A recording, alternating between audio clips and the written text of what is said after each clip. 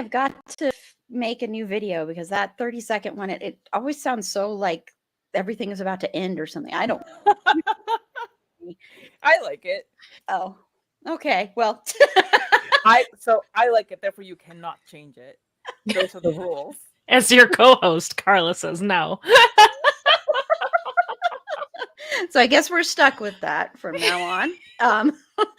But this episode, it's a working title, but I actually like it so much, I'm probably going to leave it, called The Comedy and Drama of It All. So tonight, welcome. We are going to be talking about, actors that are thought of as generally being comedic, taking on dramatic roles, and vice versa. And then actors that we want to see in comedies and dramas, that kind of thing. And very sad to say, Tiff was supposed to be on. And this was actually Tiff's idea for an episode. And that makes it doubly sad for me. But California, you suck right now because your weather is making it so that Tiff can't come on. So I'm very bummed about that. But Erin A may end up joining us later. We'll see. So it depends on if she's able to come on. So before I have my panelists introduce themselves and tell me one thing they're into right now, just a quick reminder, of course, that we are on Patreon. So for as little as $3 a month, you can support the show and get great bonus content. Last night, we recorded our 3-hour-long American Horror Story seasons 1 and 2 episode. We got a little punchy towards the end. I got a little punchy towards the end. We talked about breastfeeding more than I thought I would ever talk about on this podcast. If you've seen Asylum, you know why that came up. One of the creepiest, weirdest scenes I've ever seen. Think of The Boys, multiply by 10.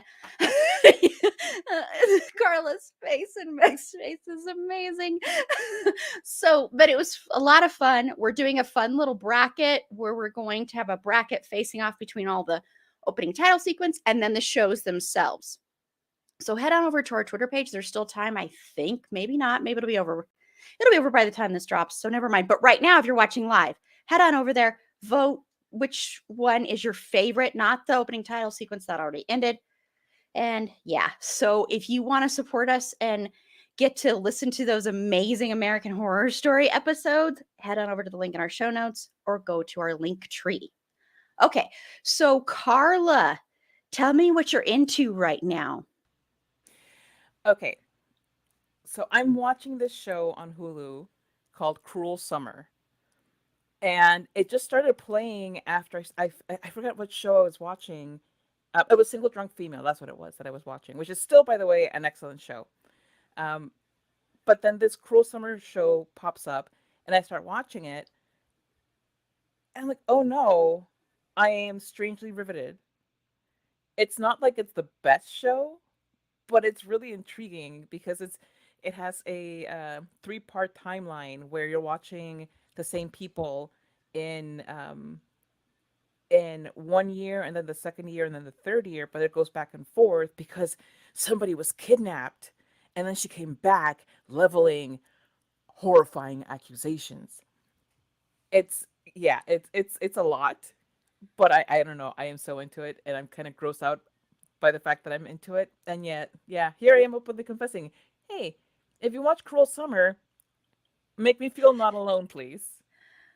I wish I could remember the panelists that recommended this months ago and said they were into this months ago, and I can't remember who it was. So if you listen to this panelist, please remind me, because I'm not going to go back through every episode and listen to the beginning. I can't remember who it was, but someone has mentioned, at least one other person. It could have been even a couple people. Okay, so whoever it is out there, mystery panelist, please just, say, hey, Carla, you're not alone, so that I can be like, okay, cool. Okay, you are not alone. That was last week's live. Oh, definitely lighter on this one. For sure. So, Meg, what are you into? I am kind of just into the month of March because a lot of shows I really, really love are having premieres this month. Outlander is coming back tomorrow. I'm really excited about that. There is a show called The Courtship, which is a dating show that's like they're tired of Tinder, so they're going to date in the olden ways. Which and immediately they break the rules. Like the first night, it looks like someone is having sex, and I'm like that. I mean, that's not exactly how they did it, but that's cool. So I'm excited about that. Upload is coming back for season 2, and I'm so excited. I I'm made the so excited mistake too. of starting to watch that with my 13-year-old today, and I had to nope out of it really quick with her. um, and Bridgerton's coming back this month. Like it is Trash Meg month, and I am so excited It's for it. spring. So Instead of flowers, it's fresh shows. Meg has sprung. The sad thing is I'm not going to be able to watch these anywhere because my whole main floor is being renovated, and I'm living in the basement with my children all the time. Well, the anticipation will just have to. So Carla said fresh. So speaking of fresh, there's a movie on Hulu called Fresh with Sebastian Stan, Daisy Edgar Jones, Jojo Gibbs, and a bunch of other people. And it starts out as a meet cute. Sebastian Stan, who plays Steve, meets Daisy Edgar Jones' character Noah at a supermarket, and they have a little meet cute straight out of a rom-com. They go on a date. He's on social media, all this great, lovely, wonderful stuff. 25 minutes into the movie, everything changes. And I'm not going to tell you what happens because it's better that you do know, except Meg, you cannot watch this movie. That's the only thing I will say. This is like Squid Games all over again. Carla was like, it's so good. You cannot watch it. Yeah. Thanks, you guys. And I just want to say I'm single and I am staying single. She does not want to mingle. Because of this movie. No, it's really good. It's a little bit too long. There are some issues with the character of Molly, who is Noah's best friend. And there are times when it tends to fall into that Black woman friend trope, I have to say. But she's still a cool character, and there are some cool things that happen with her. And I did like their friendship. But it just, it was a little bit like, okay, this is a little, but it is written and directed by what's written by a woman and it's directed by a woman. And Sebastian Stan is so dang good in this movie. That's all I'm going to say. He is creepy as hell, but he is so dang good. So yeah. So once again, that's on Hulu, but once again, it's not a rom-com. It just comes off that way for the first 25 minutes. So be prepared. I was already, but be prepared and try not to spoil yourself because you should not. I would have been so mad watching this, thinking it was going to be like this cute thing and for a half an hour, and then suddenly it reminds me of that episode of The Office where Dwight's like, I was watching The Wedding Crashers, but I thought I was going in to see like what the hell's the Bear Man.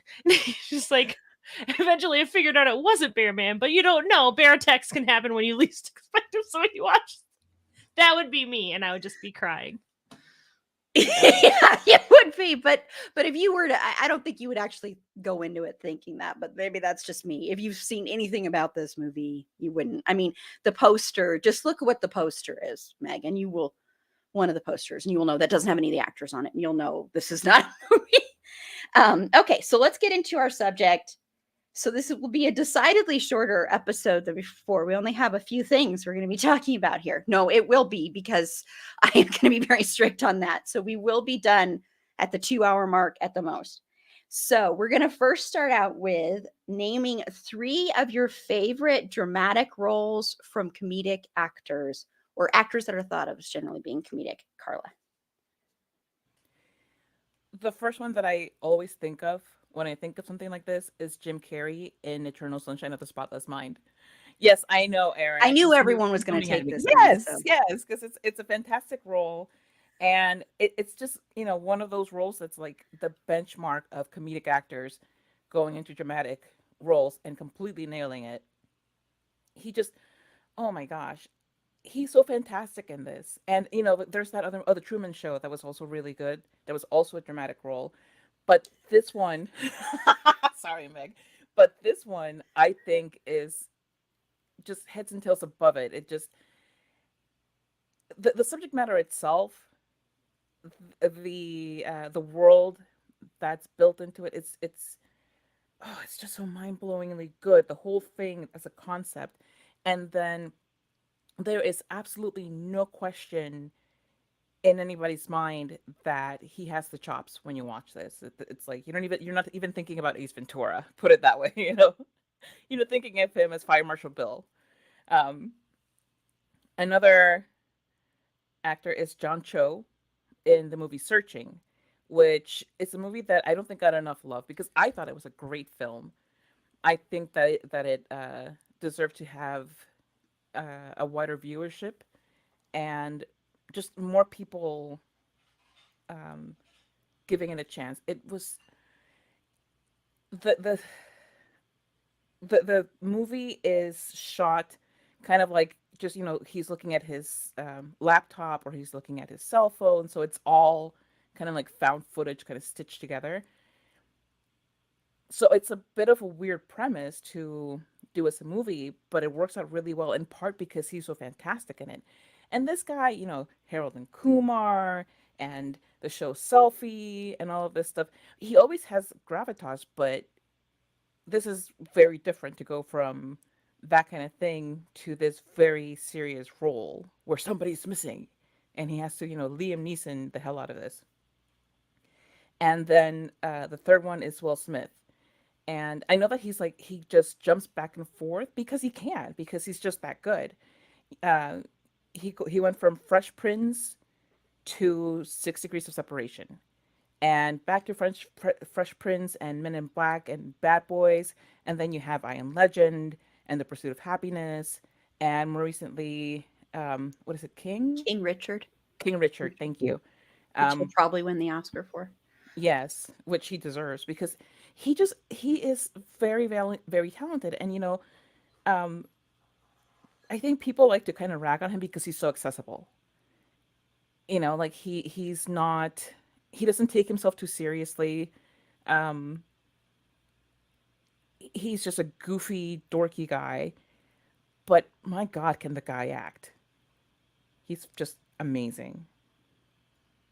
Yeah, I agree. Yeah, he's fabulous in that movie. If you haven't watched that movie yet, go watch that movie. I think he's really good in it. And I think I'm will be very happy and fine with it when he wins because I'm pretty positive he's going to win. He just won the Screen Actors Guild Award, so that's usually a good indicator. So yeah, that's who I think is going to win that. And I agree. I think he's a really good actor. So Meg, are there any left for you? No, I'm just kidding. There are. That's a good question. But I do want to echo Jim Carrey because he is someone who and you can see he has the chops before he really gets into the Truman Show, which I feel like is like his first dip in the toe really of more dramatic acting. And he's so amazing. I don't think Truman Show gets nearly enough credit for what it is. But like even in Liar Liar, which is arguably a comedy, but it really kind of shows that kind of heart and stuff. But anyway, he was on one of the ones on my list, but I made backups because I knew Carla was going to do Jim Carrey. I knew everybody was going to pick that one, so I was like, I've got to do backups. Meg knew I was doing Jim Carrey because I told her I was. She told Jim me Carrey.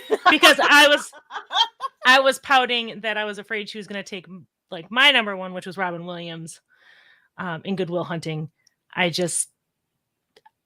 love Robin. I'm sorry. Like Carla knows this for sure. I don't know if Aaron, knows like how much I love Robin Williams. Like I think he's fantastic. I think he did a lot of really good dramatic roles, Dead Poet Society, but What Dreams May Come is another one and I think he's just so like when you look at Mork and Mindy and you look at the stand-up and you look at all of this, he's so big and he's so loud. To see him do something so quiet and nail it just perfectly was just he stole that movie, and that's a fantastic movie. That's a movie where everybody in it is fantastic, but Robin Williams is the one that you really latch onto a lot. I just love him so much.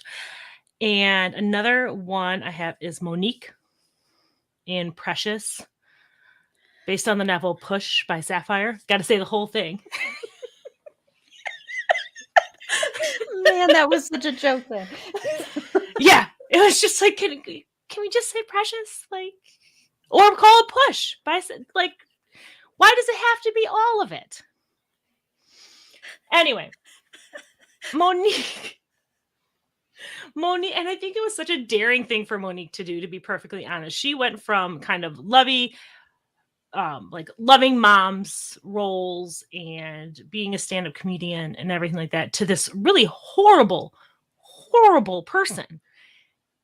And she was pretty much unrecognizable because she was not her usual, like, very put together self, and she was just terrible. Like, she knocked it out of the park. She was amazing. I hated Mary in the book. I hated her even more, it feels like, in the movie, and so much of that is because of Monique. And I haven't seen that movie. Full disclosure, I have not seen that movie in a while because it depresses me. It makes me real sad. But she was fantastic in it. And my third one, unless I can do 4, but I won't. Jenny Slate in a movie called Obvious Child. That movie, I like that you whispered that. That was so good. It was so good, and it's so real. I love you so much, Erin. I am a mess. I'm a mess. But no, it was just, she's funny in it. And I think it's really tough too when you look at, well, and it's more on the other side, dramatic actors and comedic roles. But she plays a comedian who has an unexpected pregnancy, and it's a really raw and real kind of look at the conversation women have with themselves when they're contemplating what to do with an unplanned pregnancy. And it's gritty and it's realistic, and I just think Jenny Slate, when you think of her in like Parks and Rec versus, like, she does such a great job. And so, yeah, I have like 14 others, but I have 2 pieces of paper of notes. Well, we'll see. We're making good time, so we'll see. We'll see. And please, for the love of God, don't jinx it. I know. I'm sorry. That was really stupid of me. Like, I love this. So I did this list with a ton, and then I cleaned it up for a nicer one. But I'm looking at both of them. So.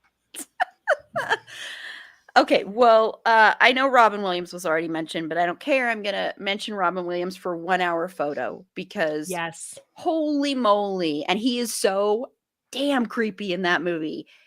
That movie.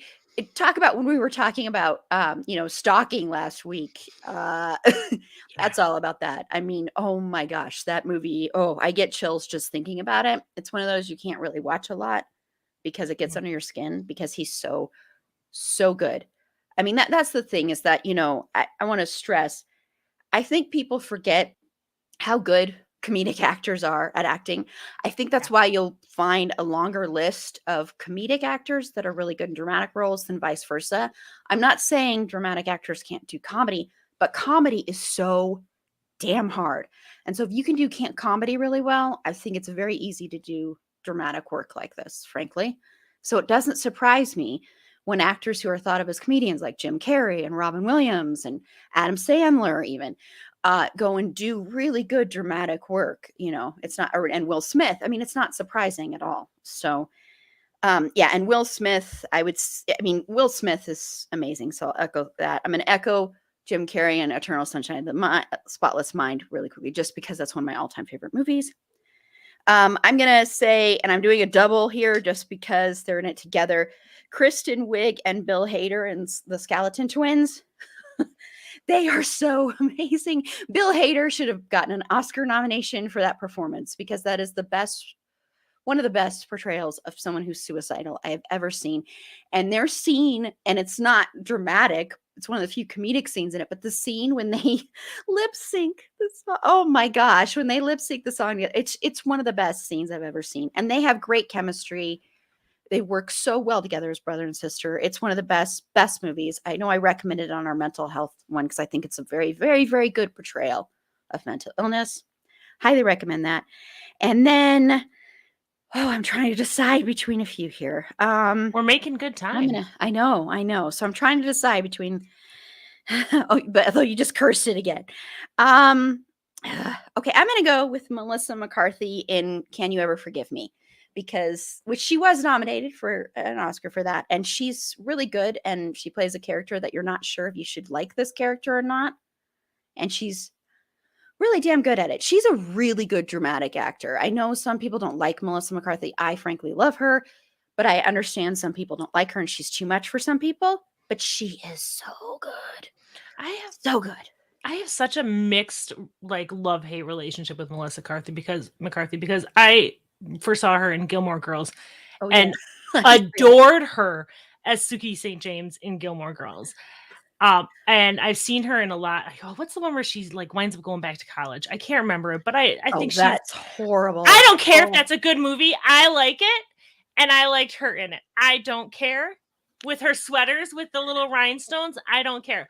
But she went for a while there with being really kind of pigeonholed into like the funny fat friend in a lot of stuff, and that was so frustrating for me to see for her because I know that she is so much more than that. It was like Bridesmaids came and then they're like, well, this is what Melissa McCarthy is going to do.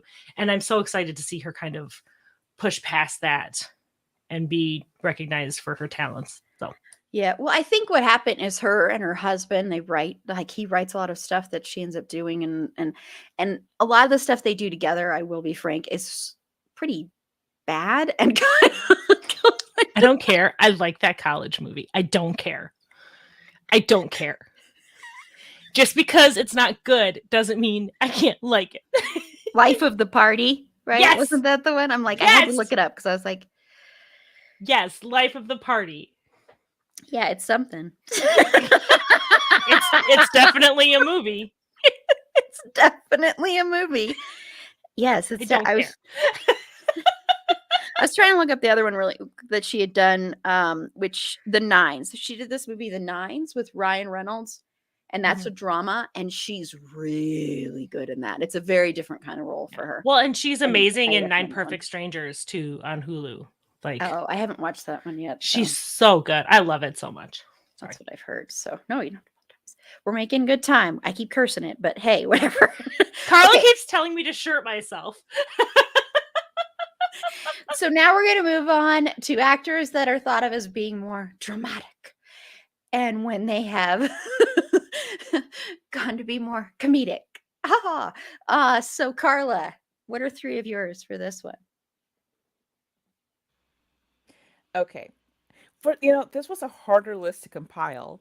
I scoured my brain first and then I scoured Google because I was like, Google, help me out here. That's the prayer of everybody with internet access. Google, I pray to thee. All right, but I did come up with some, believe it or not. For starters, Kate Winslet in The Holiday. Mm-hmm. It's such a great movie, and it's such a great role for her because she gets to be just the cute rom-com girl, and but she's so sweet and she's so kind and loving, and there are also just hilarious things that happen, and she falls in love with Jack Black. And they're adorable together. So whatever, I just really love The Holiday, okay? And I love her in it. That's my whole thing. Edward Norton in Keeping the Faith. Because Megan and I just did an episode about that on Bedwood Overhead. And I hadn't rewatched the movie in the longest time. And the movie, first of all, the movie really holds up. So if you're looking for a rom-com that, even though it's mad old, won't make you cringe, this is definitely a good one. But he's so hilarious in it. He has physical comedy in it. He has good comedic timing. And because, there are moments where he has to do like more dramatic stuff. And he, of course, nails that because that's who he is. But yeah, I love him in that role. I think it's so sweet. And it's such a especially after American History X, like, oh my god, a That movie that I movie will was never watch again. so good, though. It It was was so good. I so am never, ever in my awful. life watching it again, ever. And in Meryl Streep in Death Becomes Her. Yes, I know there's Mamma Mia and there's The Devil Wears Prada, but before all of that came Death Becomes Her. That is it's one of those movies that I just love so much. I remember watching it when it first came out and thinking it was the funniest thing on the planet. And it's her, Goldie Hawn, and who was it, Bruce Willis? I think it's Bruce Yeah, Willis. Yeah, it's been a while. I love yeah, that it's been a movie. while. But the reason that I don't remember him is because I remember her and Goldie Hawn, because they're just fantastic in it. They're back and forth. It's hilarious, and she's just so funny in it. Like, if you haven't watched, listen, people of the world, if you haven't watched Death Becomes Her, check it out. It's worth. Actually, hang on. Let me walk that back. I haven't rewatched that movie in a very long time. I don't know how well it holds up. But the me from back then thinks it's hilarious. So, take it with a grain of salt. Just go watch it and don't blame me if you hate it. The candelabra. There's a big hole in her stomach. It's love it. So, Meg. I love that movie so much. That was on my list, but I mostly wrote it on there in case you didn't mention it, Carla, because I know how much you love that movie. Okay, so I'm just going to tag on to Edward Norton because after Keeping the Faith, he did a movie called Death to Smoochie, which Aaron is so mad. Aaron's gonna take your name off any other episode that you're on the rest of the year. She's like, I am so done with her and her bad taste. Sorry, I couldn't help it. Sorry. No, again, not a good movie. He's hilarious in it, and so is Robin Williams. I don't care. It's so bad. It's hilarious. He plays Barney basically, and and all I remember is like Rainbow Randall, I think it is his name, and gets teased for having a small penis, and he's like, "Hey, it's small, but it's fierce, and it's amazing." That's all I need. I don't care. It's not a good movie. Edward Norton is funny in it. That's not counting as my thing. I'm just taking off of Carla because she took Edward Norton. This is how I work around stuff. Oh, another one I'm going to say is Joe Pesci in My Cousin Vinny. I feel like I don't even need to elaborate. He's if you go from Goodfellas, it's Joe Pesci. Like, he's this mob guy, and then he's with My Cousin Vinny, and then he gets upstaged by Marissa Tomei. I just keep thinking about Utes. Two Utes. That was a movie that had no business being as funny as it was. But it was so funny, and it's so good. I love it. My second one, yeah, that's right. George Clooney and Oh Brother Where Art Thou. It's just funny. I love that. Aaron, I don't know if Aaron's mad at me because she doesn't like my taste in movies or because I'm taking one she wants to talk about, but you take George Clooney from me. You took George Clooney from me. He does. Aaron's face just went so red over that word. I tell you what, I'll skip over that so you can take it, and I'll do two more. This is my word. No, it's okay. It's okay. I have a bunch for this, actually, surprisingly. Now I'm afraid. I have a bunch for him too, actually. But now I'm afraid for it. My last one, I guess. Alan Rickman in Galaxy Quest. You see Alan Rickman, and he's Alan Rickman. Like, his voice, everything about him is like dramatic and popular and proper and just, and he's hot.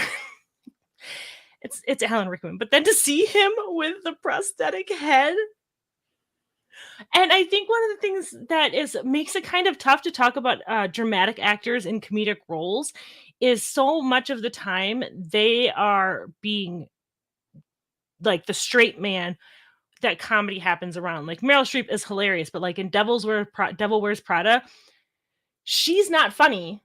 The things that are like happening around her are funny.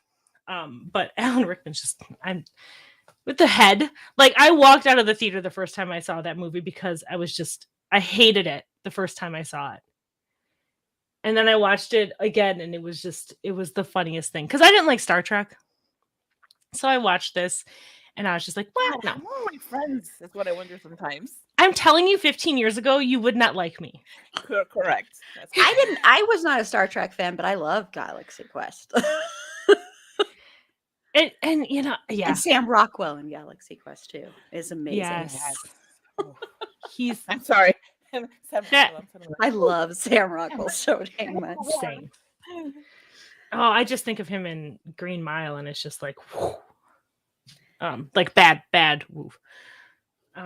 Yeah, I'll be quiet. I have more, but we're making good time, knock on wood, so I hope I can talk about them later. I have more. Okay. So I'm just going to quickly second George Clooney. I cannot believe someone took George Clooney from me. Oh, Brother, Where Art Thou is one of the best movies ever. Ever. And George Clooney and the whole cast is incredible in that movie. And I'm sure we'll cover when we talk about George Clooney later on in the year. We're definitely going to talk about that movie. And Meg hopefully was going to be on that. Even though she stole him from me, I still will be okay. But look at that! But they're all dramatic actors in it, and they're all so freaking funny. Like John Turturro. Like John Turturro.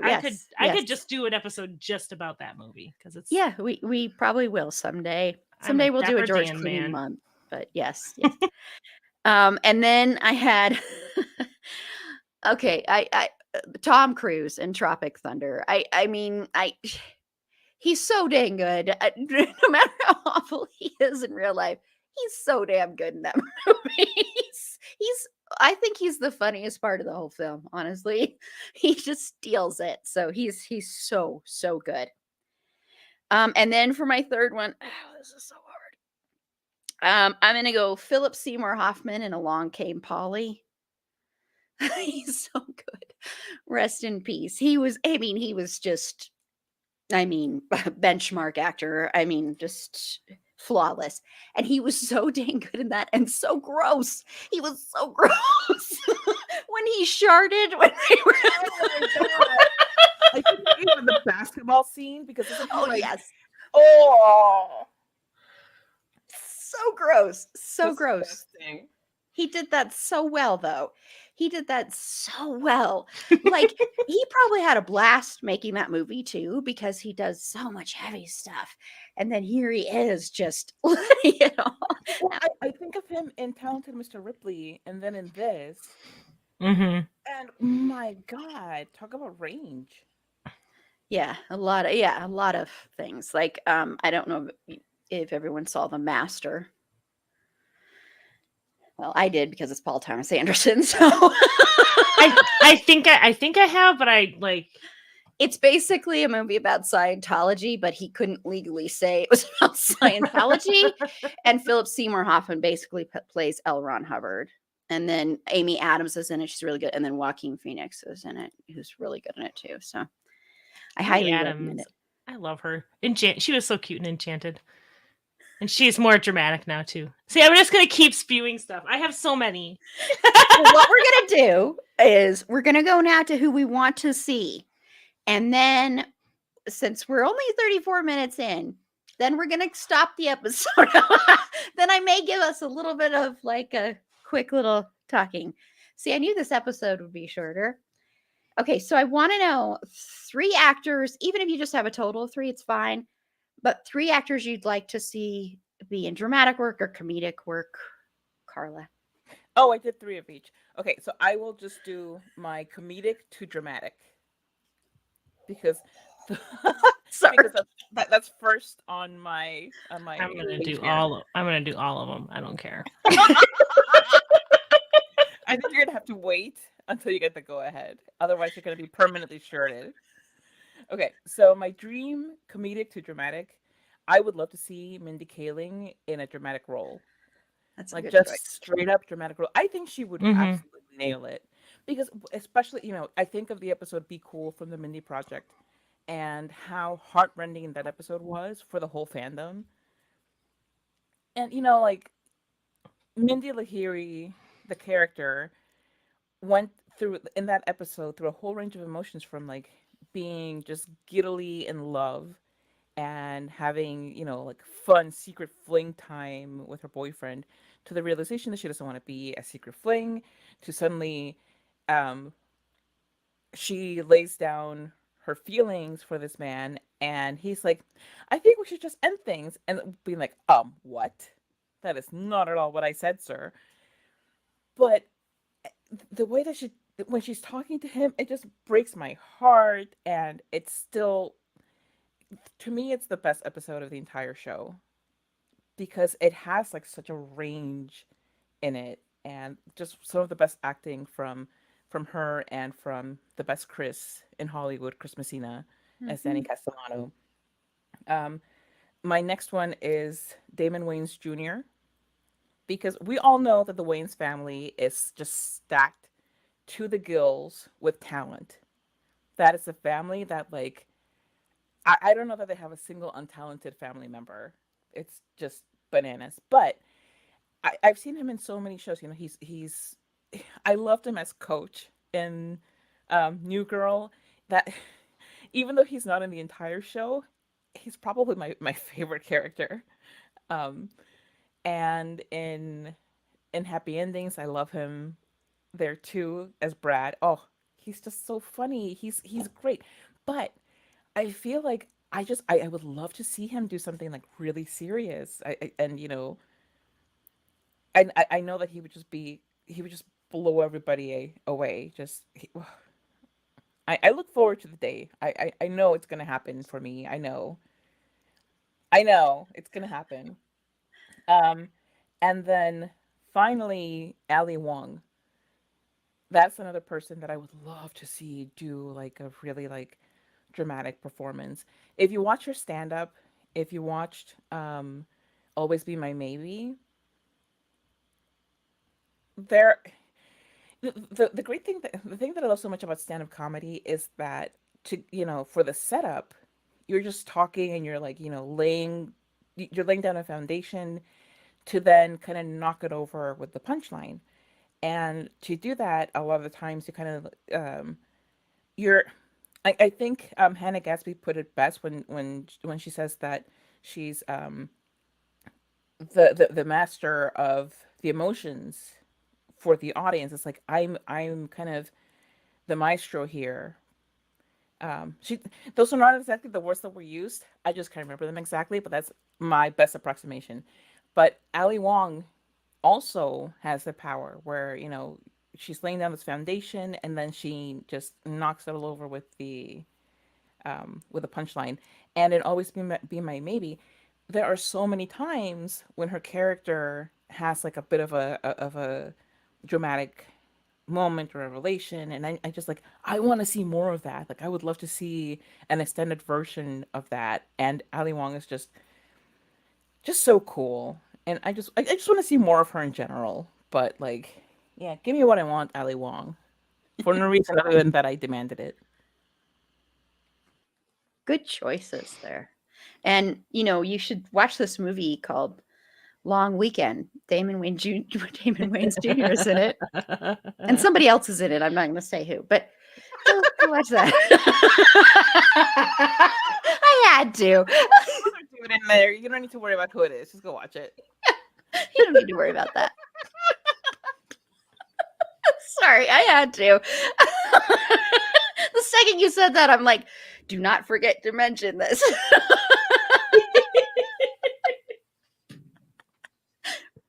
Has to be in there somewhere.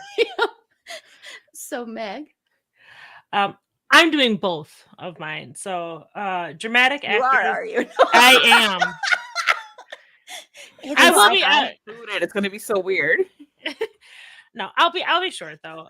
For dramatic actors, I'd love to see more comedic roles. I'd love to see Helen Mirren in more comedic roles because I think she is funny, and I think she is always put into these really kind of stately, dramatic roles. I mean, she's played the Queen 17 times. Like, but she's funny, and I would love to see more of her in comedy. And I would also love to see Viola Davis. in comedy because I feel like she would just be amazing. And because she's amazing, I mean, she's amazing in everything she's in. So more Viola Davis, Helen Mirren, Viola Davis, buddy comedy. Yes. Buddy cop comedy. What is that Yes. stupid Man Spy movie where they're all old? Oh yeah. Red? Is it no? Red. It's What, with the old one? the Expendables or something. The Expendables. The Expendables. Yes. I want a gender swap of that, and give me Viola Davis and Helen Mirren. I just want to. I just want it. I want it. I don't care.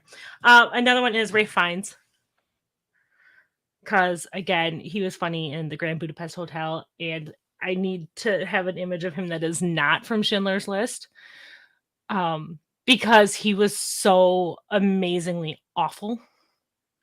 And that's kind of, and I've seen him in other stuff, and I think he's really funny in other stuff, and I think he's just really, really good, and I would like to see that. I was gonna say love Bob. him in Made in Manhattan. I love him in that. Yes, Sorry, I had to pop that in there. me too. I love that too.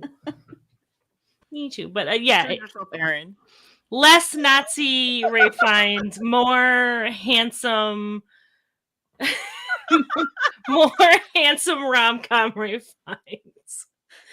And I was gonna say Bob Odenkirk, but he really goes back and forth a lot. But comedic actors I'd like to see in dramatic roles. I'd like to see more Jack Black in dramatic roles. I think he can do it. And I think I would love to see that. I'd love to see more Paul Rudd in dramatic roles.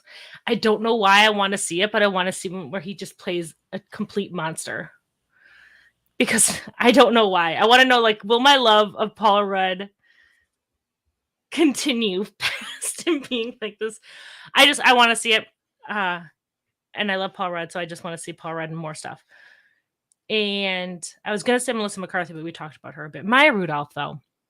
I think Maya Rudolph has the chops. Sorry, Aaron. Okay, I'm still doing Oh it. my God, Meg. Oh my God. Well, shut up. She was so good in Away We Go, and I haven't seen it in a long time, but she was great in it. And she's just, I think she has such great subtlety and nuance. I think she would just be fantastic. And yeah, so those are mine. See, look how quick I am. Look how fast. That was really quick. Yep. I'm trying to look for this one movie that I know of with I'll Paul keep Rudd. going while you No, that's okay.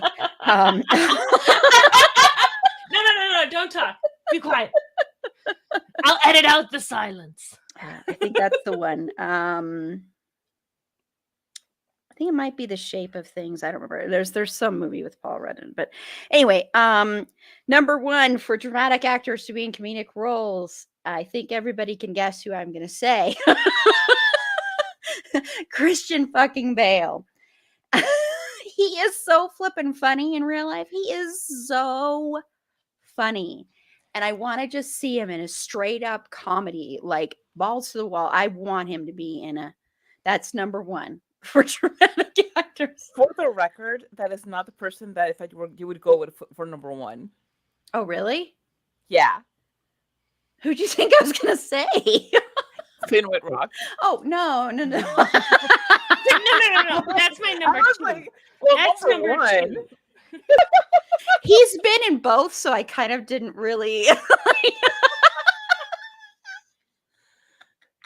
I'll say, after the video she sent me, that audition video of his that she sent me, I feel like he does plenty of comedy. He does. There's a very great short called Big Boy Pants. Oh my God. It is so flippin' funny. Go watch it, Meg and Carla. Yes, it's on Vimeo. It's free. Go watch it. It's only like 13 minutes of your time. And he's 4 so commercial breaks in the no 13 commercials. minutes. No commercials. It's hilarious. But no, he's not even on my list because I didn't. See? Aren't you proud of me? Maya Rudolph and Tiffany Haddish together. And the reason I say this is Paul Thomas Anderson, who was married to Maya Rudolph years and years ago when they were on the Oscars together, he did say, I am trying to work on something where they're both together in it. So get it together, dude. is this movie? You promised me, just me. What are you waiting for, PTA? Erin is coming to get you. You're going to lose your interview spot on her podcast if you don't make this happen. Yeah, and that's the threat. I will not talk about Magnolia in November.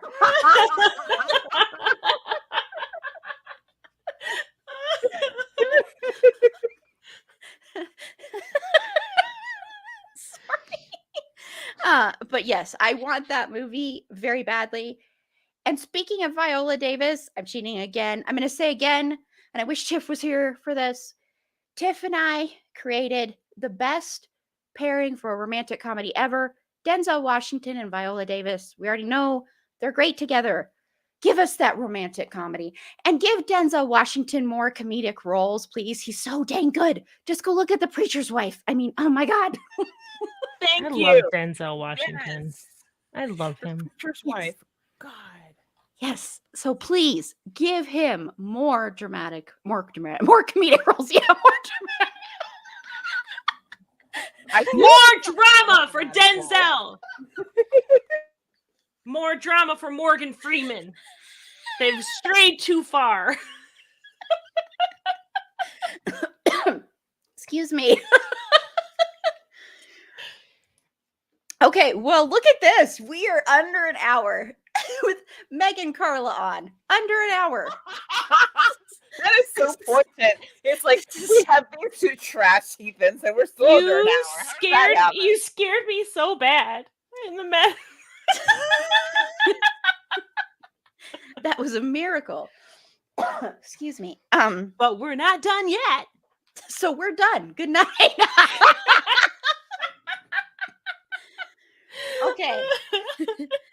So this means we can name some more people, some more roles. So we'll go back to comedy or comedians taking on dramatic roles, or comedy actors taking. No, Fergie wants us to be done. No. She's like, let's talk about horror. Let's talk about that movie Fresh some more. I love that one. The feel-good rom-com of the year. Go watch it now, Meg. Let me know what you think. Did you go look up the poster? I did. It looks very lovely. Right? It looks very sweet. Appetizing. It's yes. I can't imagine why I did see it on my Hulu and I was like, oh, that looks interesting. I just would have loved to see a live reaction of you watching it, and then when it got to that moment. There's a lot of red, which is for love, obviously. Obviously. Totally. Yeah, thanks for the warning, though. I probably would have been like, "Oh, I like Sebastian Stan," and then that And then cried for the rest of your life. basically. Okay, so Carla, give me some more of those dramatic roles from those comedians. Okay. I would love. Okay. So, all right. I'm just doing the dream thing because I didn't write. Oh, you're doing the anything dream thing. Okay. dramatic for. Okay. All right. So I would love to see Tig Notaro do some just like drama because Tig Notaro was amazing in Army of the Dead. I mean, like, whew. First of all, Tig Notaro was hot in Army of the Dead, but also really, really great. And this, it's a cheesy action role, but my God, that was so good, and it really just kind of opened my eyes to being like, okay, well, now I want to see more. I want to see like just drama. I want to see. Can you imagine like Tig Notaro and just a drama about somebody's moving home and they're like really upset about it, but you don't know why, and then suddenly they're revealing everything and it's very, very sad and very poignant, and all you want to do is like go and like just go and offer a comforting hug, but at the same time be like, you're gonna be okay because you are okay, you can do this. Okay, anyway, Also, John Mulaney. I think that could be very interesting. Um, John Mulaney. I don't know that he's done much acting because the only thing I really know him from is from his stand up and from his five now um, hosting appearances at SNL. But I just first of all, John Mulaney just has that very white wasp dad vibe to him. So and he also has a very retro thing to him. So it would be interesting to see him like in a retro dad movie where he's like a stern father and he's like scary to his children and his children are like, oh, I don't know about dad. Dad might just like up and murder us at some point. And John Mulaney's character, probably his name would be Peter. Peter would say something like, how dare you say that about me? And, chase the children about the house and eventually end up arrested. Who knows? Sky's the limit. And it almost feels like cheating to say Whoopi Goldberg because Goldberg has done everything. And by everything I especially mean The Color Purple, because that is one of those performances that just stays with you no matter what else Whoopi Goldberg has done in acting. That performance just like front and center, and of course Sister Act, but that's again, the everything is covered. I think just like in those two performances. Ghost, of course. Ghost like dead in the middle though. It's like it blends the comedy and the that's like you in danger, girl. Yes, the iconic line.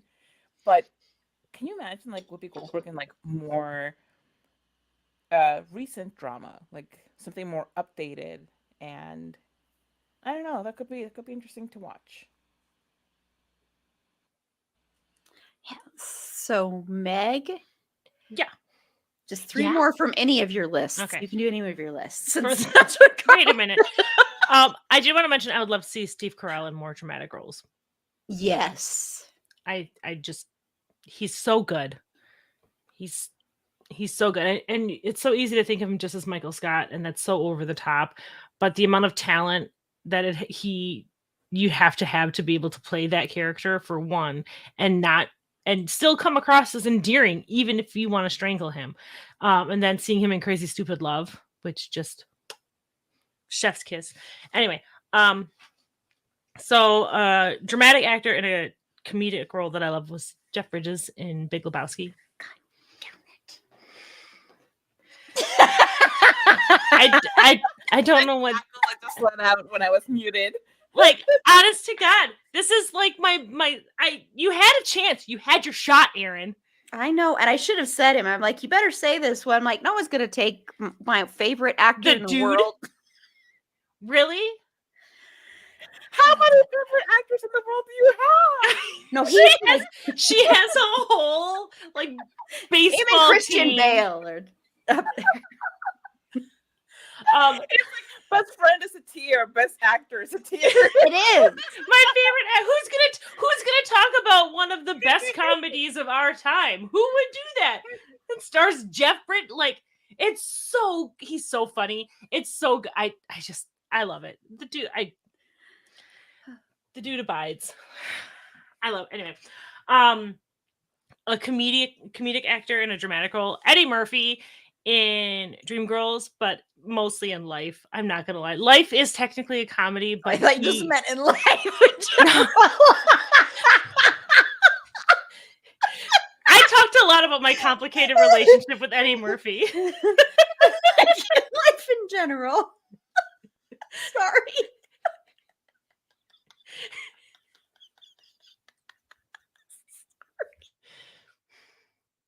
Aaron is so mad at me tonight.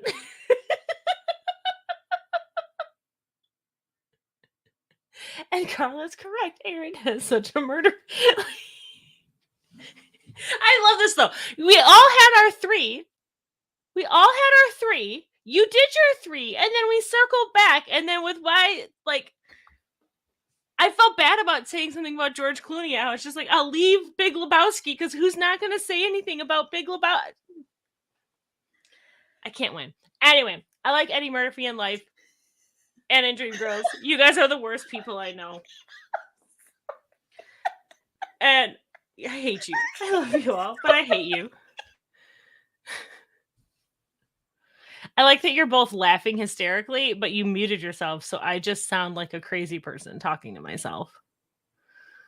I haven't stopped laughing since the burger face and I can't stop.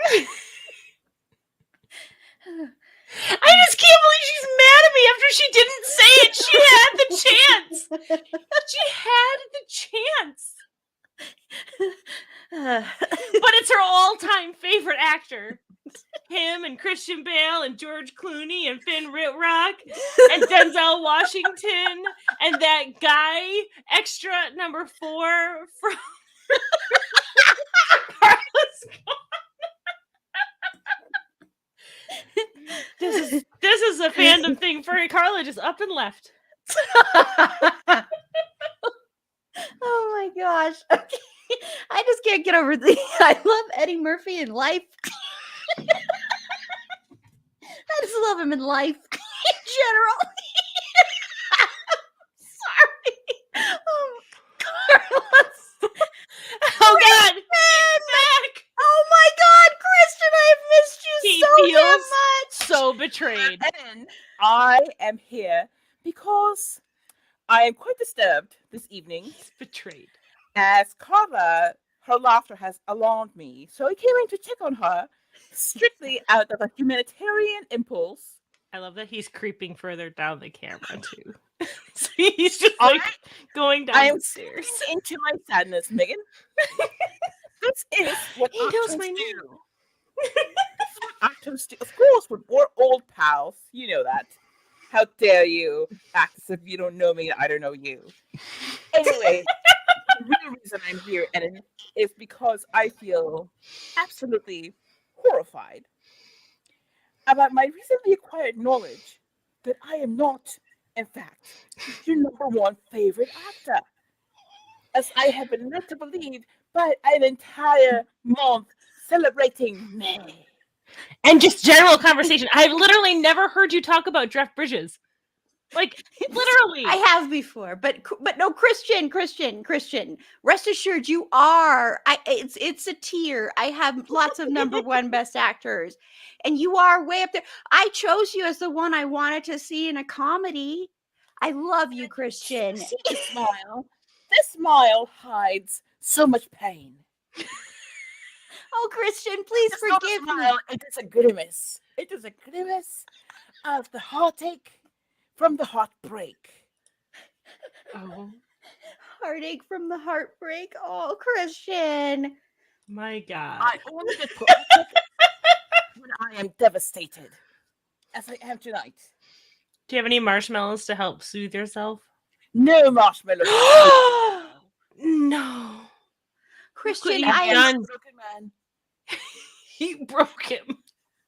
Christian, though, okay, rest assured, I mean, we're going to celebrate you again next January for a whole other month.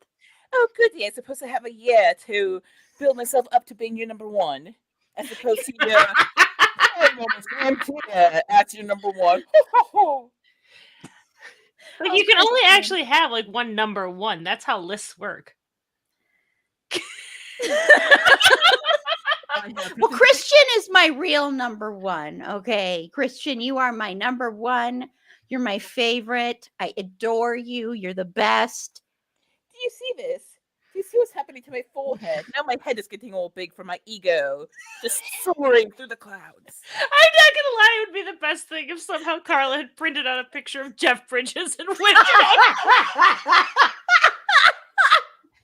Don't be silly. Carla could never imitate Jeff Bridges' voice.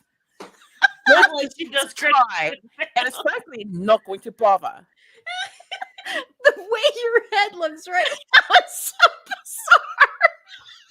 It is because now you have infected my ego, and now I can't even leave the room because my head is too big to exit the door. Thank you. This is why it's gonna be 2 hours. It's just this. Yeah, just Christian. Just an hour of Christian Bale pouting because Jeff Bridges usurped him.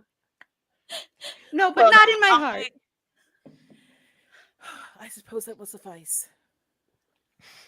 Okay, The I balance love has you. been restored. I love you too, Eden. I believe you know that. Jesus Christ. If you need anything further, you can go through my people, which is Carla. Until Okay. then, ta-ta. Ta-ta. Say, like, is it okay if I mention Bill Murray in Lost in Translation, or are you gonna get mad at me? No, that's fine. I missed him so. From now on, I'm gonna send Aaron like my list. Be like, please, can you cross off the ones that I'm gonna get murder face for? Because I have a lot of number ones, obviously. This is my number one Just favorite mention that. all-time dramatic actor in a comedic role, and I can't believe he took him from me after I listed 3 others. How could you do that to me?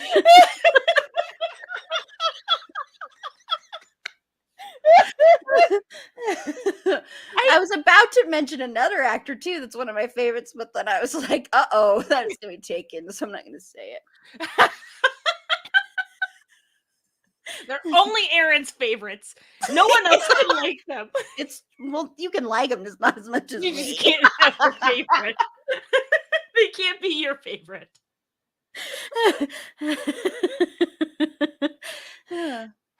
Anyway, no. You mentioned your 3, right? You're done. Nope, because now I'm gonna say Robert De Niro and Meet the Parents. Damn it!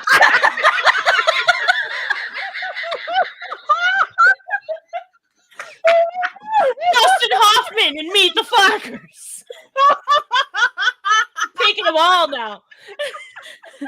The gloves are off. Oops, wait, something happened to Mix.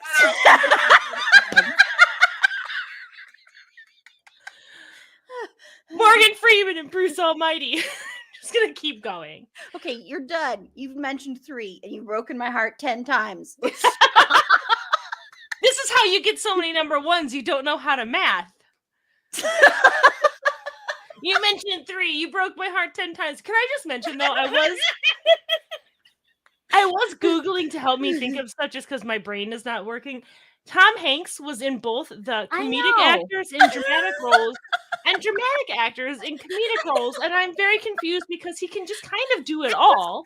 Same list, because it was all Jim Carrey and Tom Cruise and Adam Sandler, Richard Pryor.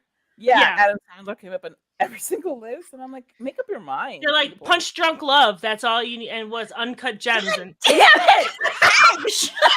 English. This is Adam Sandler's her number 1 favorite actor. No, not even. Number 1 favorite movie. How could you mention that after your other ones that she didn't say? Anyway, I'm done. Oh man. Okay. Well, Never coming on again. no, I've erased you from every episode already. It's too late. You can't even come on and talk about George with me. I do want to say one thing about George Clooney really quickly. The thing is, I love George Clooney, but he's actually not my favorite actor. He's like my favorite longtime crush.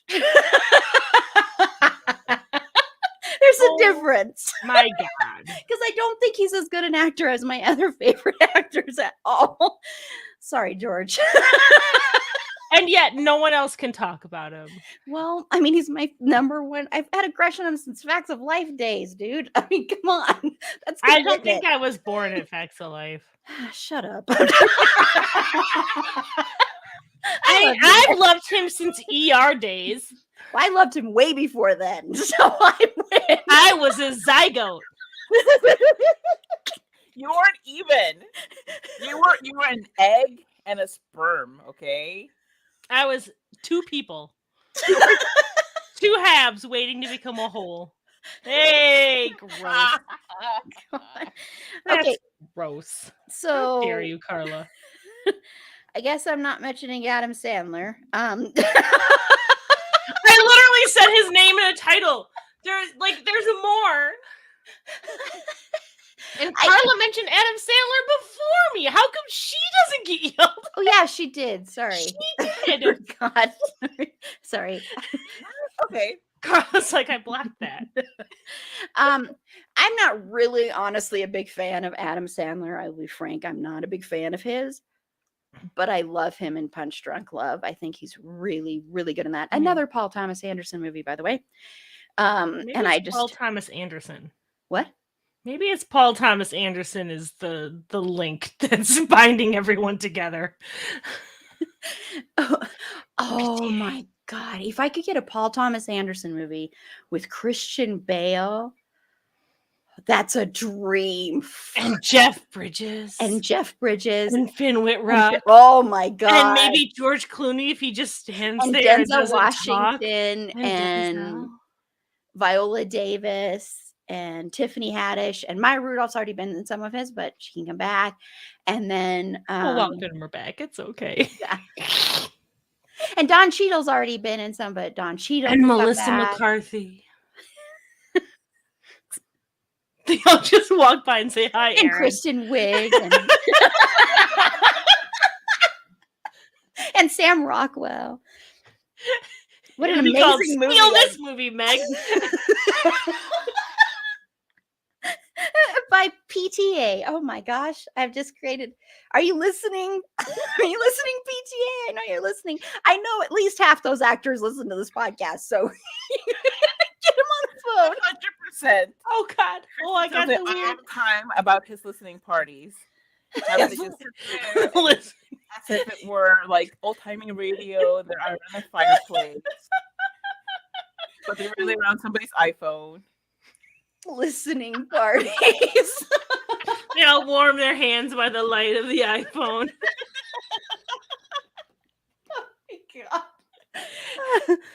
And they like debate or take turns on who gets to sit closest to the screen, depending on who's Aaron's favorite that minute.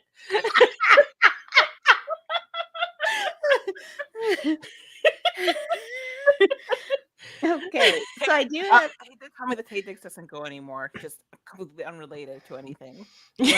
Tay-Dix doesn't go. Tay-Dix doesn't go anymore to the listening parties. Why'd you have to bring that up, Carla? I was like, we're having such a good time. How could you? Well, I was jealous when Meg was getting all the murder phase. So look at We're you going got on it right months, there. Almost 2 months and no follow. Unfollow and follow him again. Oh, that's a good idea.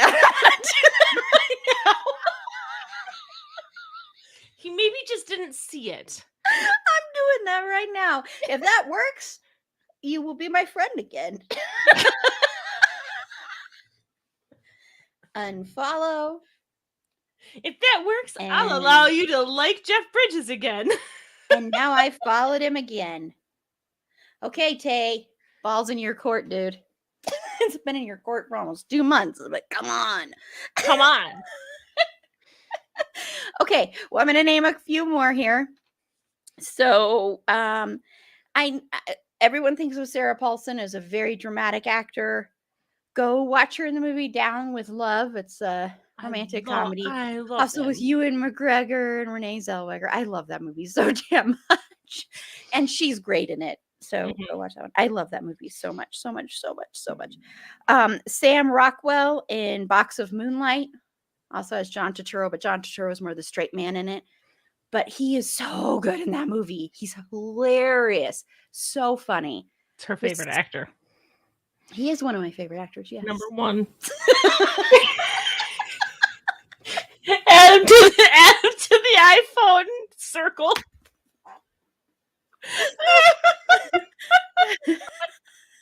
He's worked with Christian Bale, so. So have I. Why am I not on their list? Aaron, do you have a list of favorite extras?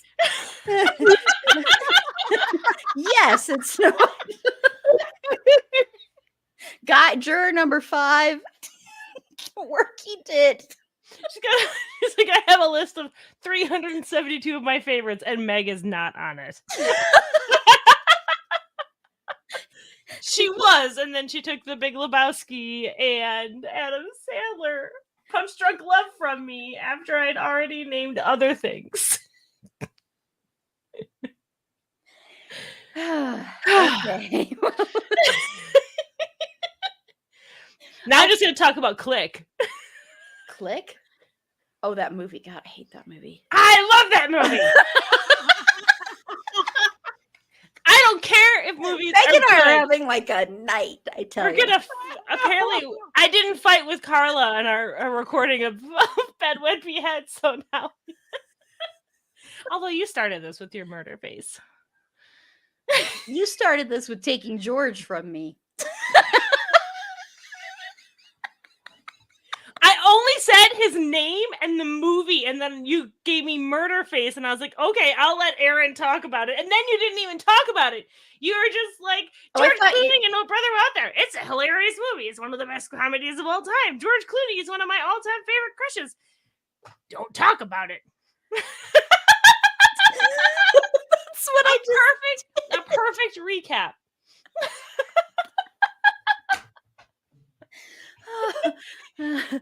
I know. It's like you rewound the podcast and cut that part out and put it back. I keep trying to mute Meg and it's not working. I'm gonna short myself. One of my other favorite actors,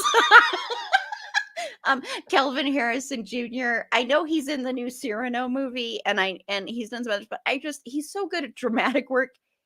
I just want to see him do some more comedies just for his own mental health. And plus, he's just so damn good. He's just so damn good. Seriously. Yeah. He's so damn good.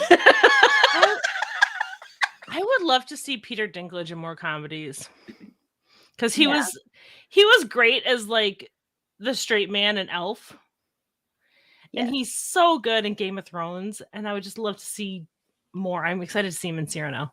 That's what made me think of that. Sorry. Oh, I know that. I assumed that's what made you think of that. and I mean, I want to see Cyrano. It's not really my typical kind of movie, and I hate the director who's doing it. It's not my favorite director by any stretch of the imagination, but it's supposed to be really good, and I love Kelvin, and I will see anything Kelvin Harrison Jr. does. So I will watch him do a Toyota commercial. Where that came from. Are you suddenly in the market for a new car, Aaron, and you just wanted to combine your passions? Fun story. Every time I see Toyota, I think of the movie Forget Paris with Billy Crystal and fun story. That's confusing word babble. Because her dad always reads the billboards when they're driving, like all the ads, he reads them out loud. And the one he says all the time is, you asked for it, you got it, Toyota, but he keeps saying it and these are, never mind, I'll shut up. Yes, shirt yourself, please. Let me tell you about my weird family in jokes and expect you to understand them. Carla's like, no.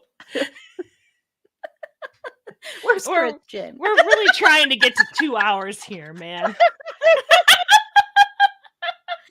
No. That's we can. I mean, you can cut most of it at this point with all of this rigmarole. Nobody wants to hear this crap. I want to just talk about how much I admire Eddie Murphy in life.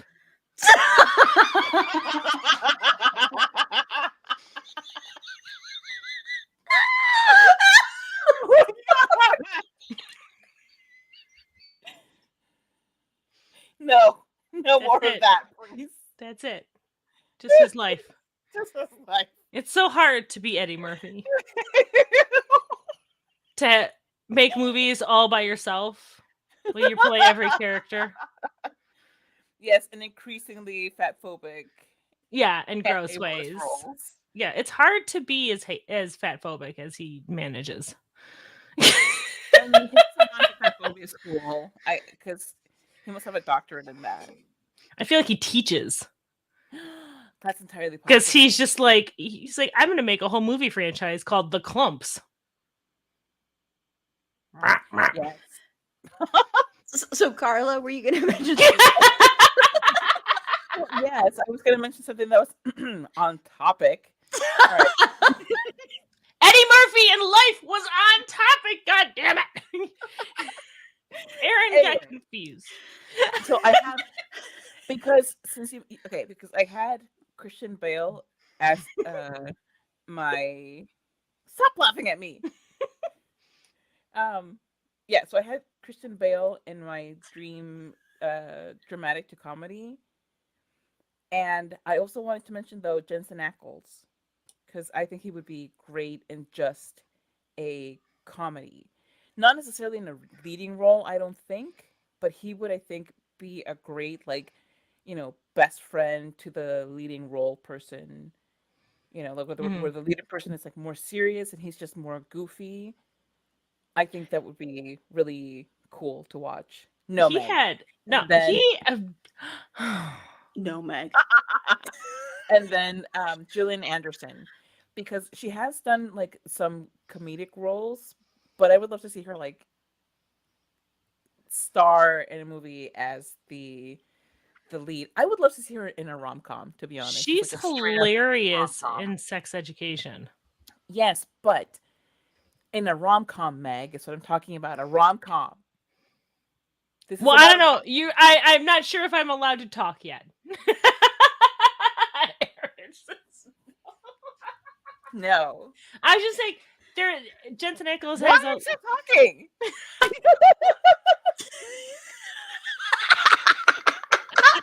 I don't like this. I'm gonna take my ball and go home. Oh. No, but but Jensen Ackles, because I think in the earlier seasons of Supernatural, he was more naturally funny. Like it was just like it flowed out of him. In more recent seasons, it's been kind of like forced and it hasn't felt as natural. It's felt super unnatural. Ha ha ha. So now yeah, you're getting the murder face. Yes. Now you're getting the murder face. I'm glad. No, like I really think that it hasn't been as natural as it was like in the French Connection and in The French Mistake. I was like, he was in the French Connection. I know. We'll see that. The French Mistake and in Yellow Fever. I thought all that damn trauma. Yes. Getting in the way of his comedy. But I would love to see him, like I said, in a role where he's like supporting in the comedy role, and then the main person is more serious. Like that would be pretty cool because he's usually like the opposite. He's usually like the serious person to somebody being funny off of him. But yes, Gillian Anderson, who is just amazing. I would love to see her do more. Just I want her in a rom-com, like I said. Damn it. Oh, are you done? I'm not gonna be like that. I am now done. The rest of you may now speak. Do you know Gillian Anderson is Aaron's number one favorite actor? All time. How dare you bring her up? Aaron was just waiting to when we got to her 17th number one.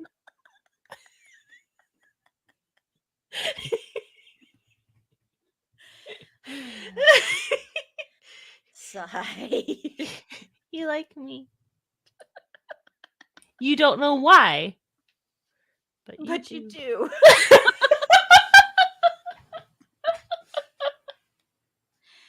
Okay, Meg, I guess you can name a couple more. I'm scared to. Be very careful though. Tread lightly. Wait a second. Okay, Gillian Anderson, Christian Bale, rom-com. Okay, I'm done now. I don't know if I see that. Like that? I totally see that. I looked up at the ceiling, not at you. I put on my thinking brain. Now I'm on the spot. Now I don't know. Mandy Patinkin.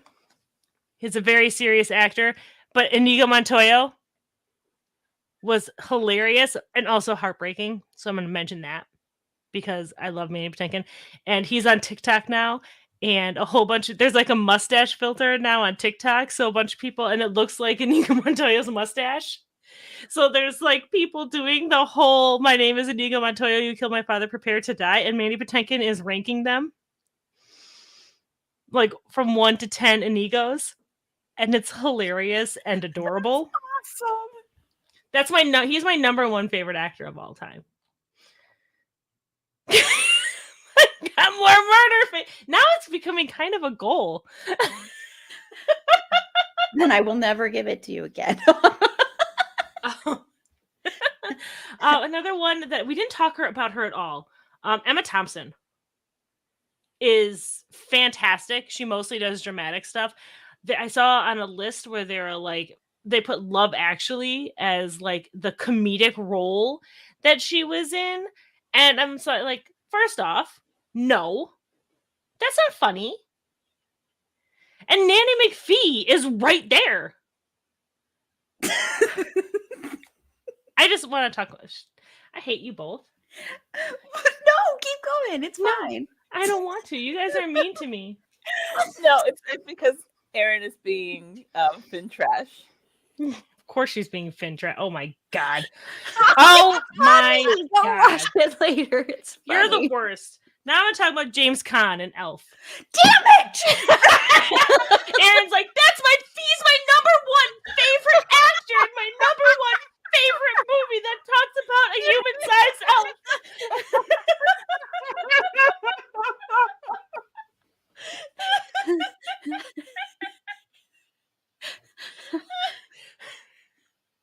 Go on, Meg. This is the weirdest episode. Now I'm feeling very put on the spot. No. I don't know. Okay. Now I'm scared. I'm scared to say anything. I'm going to talk about Ed Norton and Death to Smoochie. Just nonstop. That's all I'm going to talk about. But speaking of Elf, I think Will Ferrell in more dramatic roles. I think. Silent. Okay, now No, I agree. He has I think that he could really do something amazing in drama. He has just so much presence. Like he really, and I know like most of his roles are just so over the top, so ridiculous. I want to see him in dramatic roles just so he stops doing the roles that he's been doing. Stranger Than Fiction is pretty dramatic, actually. And he's pretty Yeah. I have not seen that one, so Emma Thompson's in it. Well, in that case, Emma Thompson, Erin's number one favorite actor of all time. No, but I really, I agree. Will Ferrell would be. I'd love to see him do more. And actually, that makes me think of oh my god, what the hell is his name? Who is always in movies with him now? John C. Reilly? Yes. That was actually one of the transfers from dramatic to comedic that I hated. You hated? Yes, because he and it wasn't even necessarily dramatic. I love John C. Reilly. Me too. I Chicago, love him a lot. In Chicago, he was amazing. Mr. Cellophane. Magnolia, he's amazing. He's a fantastic character actor, and he's a great dramatic character actor. And I feel like since him and Will Ferrell teamed up, he's just become the same character. And that's, I still love John C. Reilly, but I don't like that it feels like his roles have become really, really repetitive and really one note, because I know how good he is. So it gives me a sad. Not as sad as Erin when I take her stuff. After 14 rounds of talking about stuff. That's not sad, that's rage. It's rage. Erin's like, I know you're coming to my neck of the woods in July, and I'm going to lure you, and then just... Whoa. That got really dark, man. That got dark fast. I think maybe you should stay fresh. Gonna back Apparently up. it's like... I need music for us.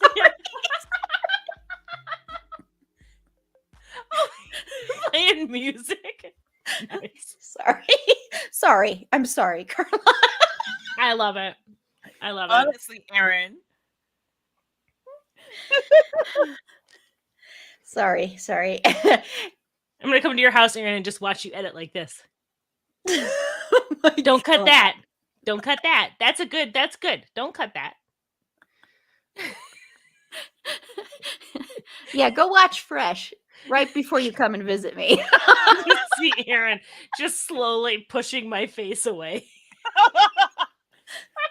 In fact, Matt, go watch Fresh before you go to bed tonight. Why are you mean? Why? I don't know. I'm just. Let me tell you about The Courtship. I think it's on ABC. It's these people who are tired of online dating, and they have decided that they want to date in olden times, except they also want their cell phones and like hot tub dates. I'm like, they didn't. Did we have go hot back in tubs. time all of a sudden? At the beginning of the episode, Just filling the silence. Silence. Sometimes I talk and I don't know what I'm saying. Meg, I think for there to be silence, you have to stop talking first.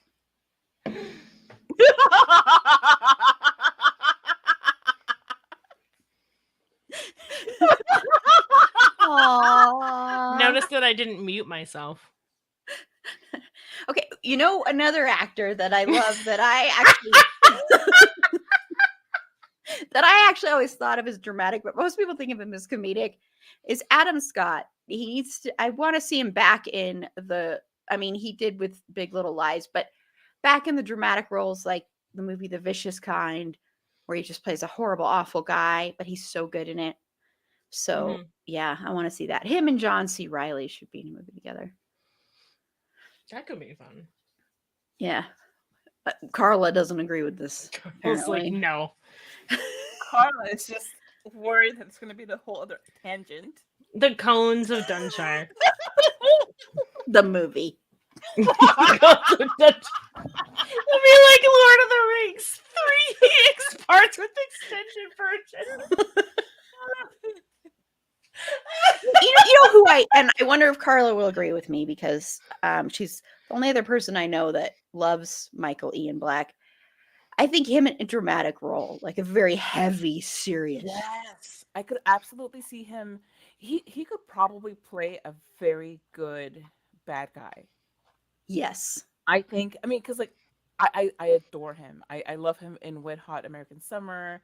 I love his stand-up. I loved him way back when he was on Viva Variety. Like all of this like classic MIB stuff. I also love that on Twitter. Like I don't know if he still has his bio as like he used to be in the NFL, 9 seasons, 2 rings, and people will comment on his, oh, you were in the NFL for 9 seasons and you only got 2 rings, and he'll make like just ridiculous sports analogies and stuff like that. He's never been in the NFL. It's just like people are really uninformed and it's hilarious. But he could be just so amazing in anything really. But like I would love to see him in a drama too. Again, as a villain. Can you imagine, Aaron? I would love to see that. I would love that. Did you ever now his bio just says YouTube sensation. That's not as interesting. But he is in sultry Savannah right now. That's where his location is set at. Georgia. I was like, where's that streaming? So Skinamax. Soldier Savannah. Oh my gosh.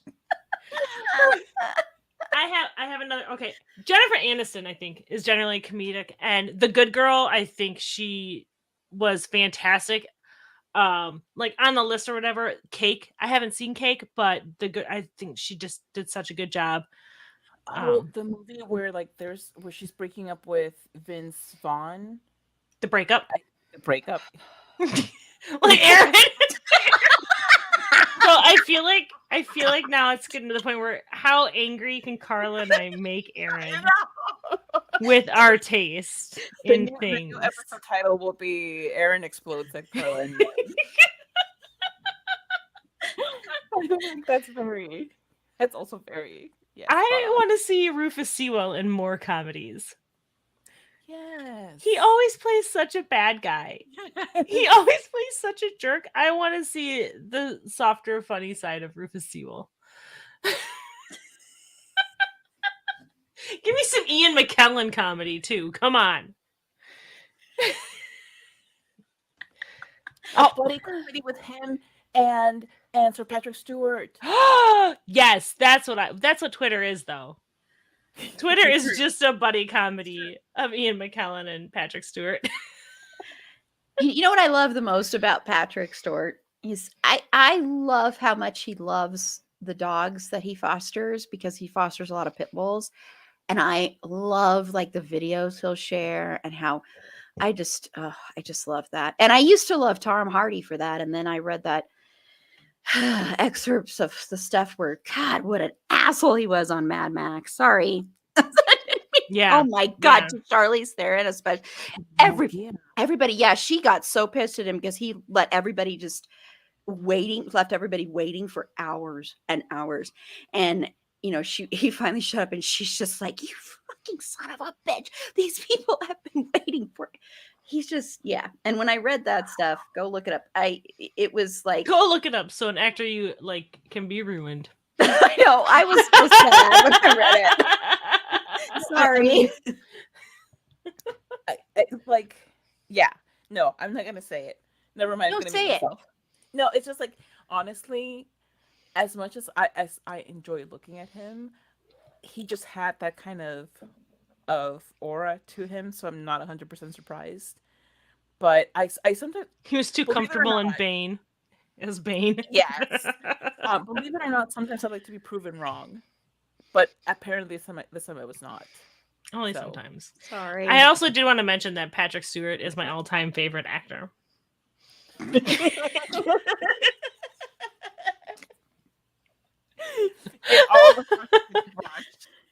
In all the Star Trek. And Logan. Let me tell you that I have seen one Star Trek that I can remember, and that's the one with the whales.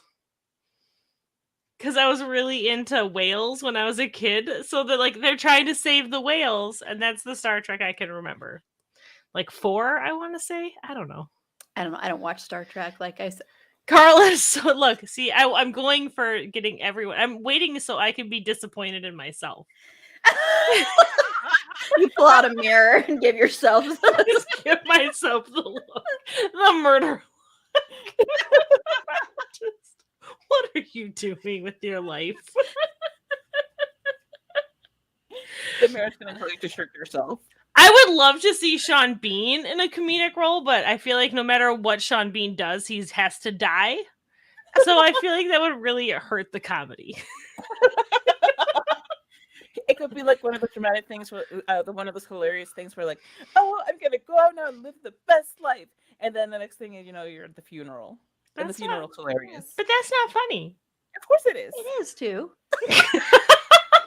I'm gonna live my best life. Piano falls on him. That's classic comedy, Meg. That's physical crack falls comedy, man. Gotta keep up. I want to see Ryan Reynolds back in some more very dramatic work, because he's really good in drama. Yes. Yeah. I'd like to see him chopping some more wood like he did in Andy. He almost got stuck in that same kind of jerky, like, dude bro role from, like, oh god, Just Friends. Like, he almost got himself trapped in that, and I'm so glad he was able to diversify his portfolio or whatever. Because he's hilarious, but his whole, like, I'm a douchebag, but if I talk like this, then it'll be fine. Cool. Yeah. For starters, and then the First off, invitation. I am a stockbroker. I don't know if you guys knew this. Let me give you financial advice. Don't renovate your kitchen. No. Well, that's easy for me to never do. We're 1 week in. But okay, so It's just out of everybody to come out of Two Guys, a Girl, and a Pizza Place, the fact that Ryan Reynolds has the biggest career still I tickles mean, me. Julia Roberts was pretty. Or no, that was Mystic Pizza. No, Right? it was Mr. Pizza. That was Mystic Pizza. Like Julia Roberts. Pizza. I mean, they're basically the same. She's my number one favorite actor of all time. I think I know her. I think I know her portfolio. But I also, because first of all, like Nathan Fillion, that's what the first time that I saw him was in Two Guys, a Girl, and a Pizza Place, and I instantly fell in love with him. But I honestly thought that he would have a bigger career track. But to bring this back into the whole topic here, he has done so many roles in both comedy and drama. But I think that even his dramatic roles have leaned comedic, except for Castle, which I never watched. So if I'm wrong about Castle, haha, JK. But It's funny. okay, so there you go. So, but I would love to see him in just like a plain drama, because even in The Rookie, I think in that it's not like a super serious show, Mhm. and it's also propaganda, so that's never really all that serious. Um, but yeah, like he would be interesting to see in just like a drama role. Yeah. You know who I want to see You in never a watched comedy? One Life to Live, then, huh? I want to No. see Samuel L. Jackson in a comedy. That's what I want. And he's not allowed to say fuck. Okay, 'cause I was gonna say, so what about Snakes on a Plane? But I know, okay. that's what I was thinking too. I'm like, That's it. I've had it with these snakes. On These this gosh motherfucking darn plane. snakes on this golly gosh plane. darn plane. Snakes on a plane in Wisconsin. Yes. You can just see walking down the aisle and all the snakes. Oh, sorry.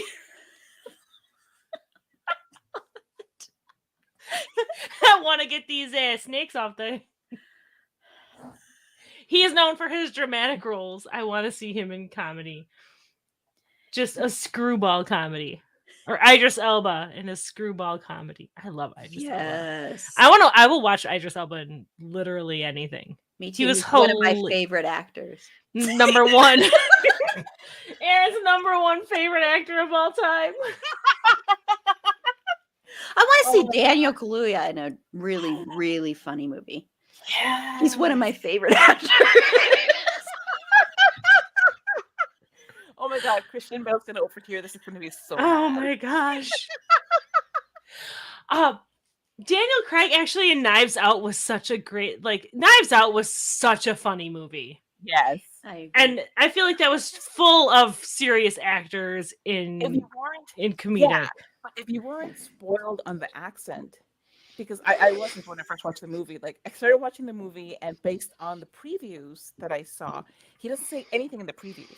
He just sits there kind of menacingly in the background, and you're not sure what he's doing there. And then you watch the movie, and he comes up with that ridiculous Kentucky Fried accent, and it's the funniest thing. I laughed so hard just hearing him talk. So. Yeah. So that's it. That's all you need. That's He's my number one favorite actor.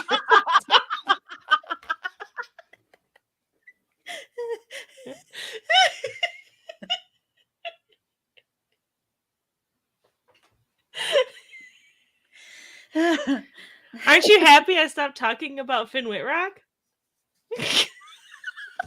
Stop teasing you about him. It was nice to get a little. That was one of the best parts of being on that episode with Jen.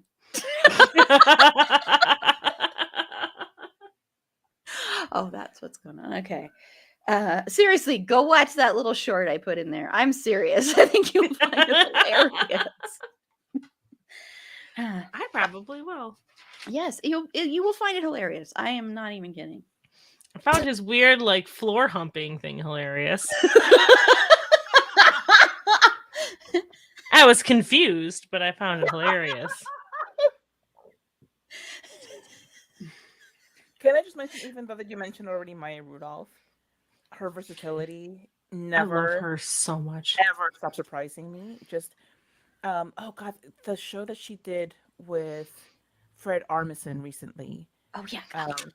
I can't remember the name of it. It's a Prime show, and they're both dead, and they're in like some version of the afterlife, and they're kind of reconciling who they are now as dead people who have been apart for so long, and Mhm. still being together. It's an excellent show. She's so good in it, and she can do just so many things. So many things. The judge on yes, as the judge on The Good Place. The Good Place. Yes, one of my favorite roles of hers because Mhm. she's so funny and she still says like so many really profound things in that show. Um, Also, she's Christian Bell in dramatic roles would be awesome too. yes, because she does primarily comedy. I can't think of much drama that she does. But look at her again in The Good Place. Yeah. That role is not straight comedy. There's so much more that she does in it Yeah. that's more akin to drama. Yeah, she has a new, I think it's a movie on either Netflix or Hulu. It's like the name is ridiculous. It's like a girl Yeah. across the Oh, yeah. street That's from the Netflix. house with the Yeah. window and and I have no idea if it's a comedy or a drama. It looks It's a comedic role, I believe. Like Yeah. it's a it looks like a dark comedy. Yeah. and it reminds me of Anna Kendrick. And again, I cannot remember the name of this one, but it's a movie that she did with Blake Lively. Okay, I love that movie so damn much. Oh, what the Oh, hell is yes. it called? I cannot recall it right now. Anna But it was Kendrick so is good. Aaron's number one favorite actor of all time. And that's her favorite movie. But How Anna could you Kendrick- say something about it now? No, how could I mention it? How could you steal it? She's hilarious. She's just flat out hilarious. She does so many great comedic things. But then she was also, oh my God, I'm being the worst panelist because I cannot remember the name of the movie with her and George A Clooney and Simple Blake. Favor is the Up in the Air. Up in the Air. Up in the Air. Yes, A Simple Favor is the one with Blake Lively. The Which, worst by the way, panelists as we're Blake just Lively- spitballing shit off of each other. I'm so Blake terrible. Lively I don't have was so encyclopedic good in that knowledge. movie too. I love Blake her. Lively was so good. And her wardrobe. And Yes. oh God, I love that movie so flippin' much. You know what? And the thing is, like, I think because okay, here's the thing with me in that movie. I think that I could see that I wanted to be like a farcical kind of thing and more like a satire, and I didn't quite pull it off because I don't think it didn't have enough punch to it to get to do what it wanted to accomplish. But that being said, it's still compelling and it's still such great performances from the both of them. Um, and I would still like rewatch it. I still think it's a good movie. And again, both of them were just so good in it. Just like I don't know much about Blake Lively to be honest. Like whatever, she's not really on my radar. But just based on this, I was like, wow, she's freaking talented. I like Blake Lively. I feel like she has much smarter roles than she could get away with, and that's A Simple Favor is one of them. I don't know. I like her. I liked her in Gossip Girl. I don't care. Selena may not have been the best person in the world, but I like Blake Lively, and she's married to Aaron's number one favorite actor of all time.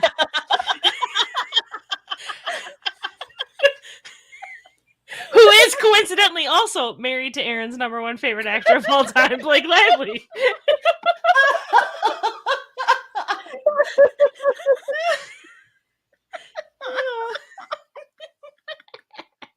Bringing it all around. I'm tying it all together. That'll have to be a new bingo square. Erin says this is her favorite actor of all time. Number one favorite actor of all time. I was trying to find the name of that. Forever was the name of the show with Maya Rudolph, right? Wasn't that it? Forever. Yes, thank you. Yes, that's You're the one. welcome. Oh, it's so good. Yeah. So PTA, hello, get on that Maya Rudolph and Tiffany Haddish movie, please. You snapped at him. He's gonna listen now. You have until November when I talk about Magnolia to send proof of script. On behalf of Erin, PTA, I just want to say that she needs to see the actual script. She needs to see the whole thing so that she can sign off on it before you actually make it. Yes. Have Aaron Pruval. Please Or else you include can't her number one favorite actor. If you can figure out who it is, tell Aaron Tell Aaron. so she knows. I wouldn't mind seeing Leonardo DiCaprio in more comedic roles. Me he was too. he was actually. fun in Catch I Me If You agree. Can.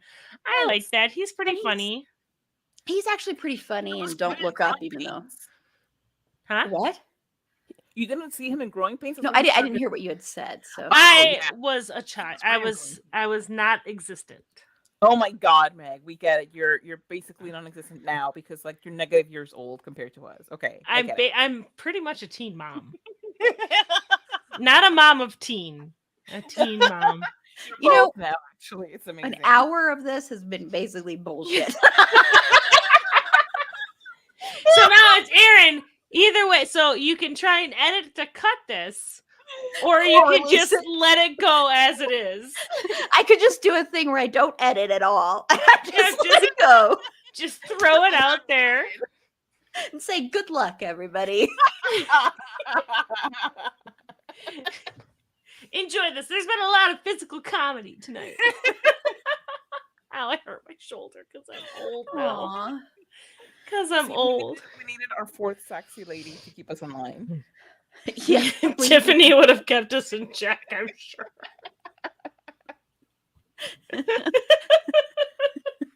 The sexy ladies. That saxophone is Carla's number one favorite instrument It is, man. of all time. Send Carla all the saxophones. Not even a GIF. Send her video with audio. Just send her audio. I'm gonna tweet Carla's phone number and just send her audio of saxophone. Suddenly, I don't have a best friend or podcast. Now you only have one podcast, Aaron's. I almost said which podcast. Carla's here living her best life. She is the co-host, honorary in one, of 2 podcasts and edits 0. That is my greatest scam. They're gonna make a Hulu show about you soon. Yes, inventing Carla. Inventing Carla. No, inventing Christian. Inventing Chrissy. The gripping tale of how one woman so seamlessly impersonated an actor that no one knew who. Everybody thought he was Not even how his number one fan.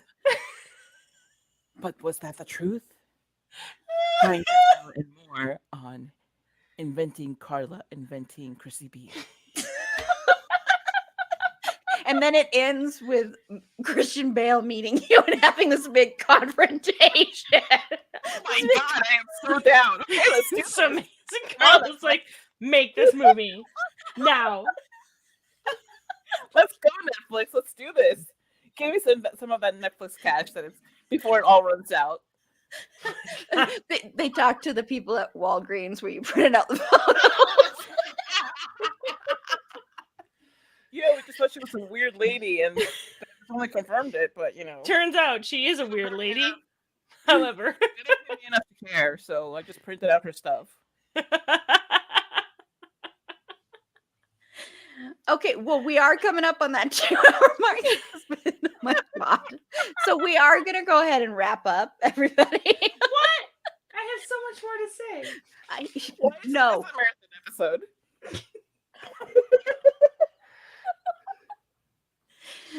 We are going to wrap up before I give you murder face again. This is the true crime fandom thing episode where Aaron just gives us murder face. We disappear after. And 3 time zones. Appearance of both Bedwarbed posts. Boobs no more. The perpetrator gave murder face.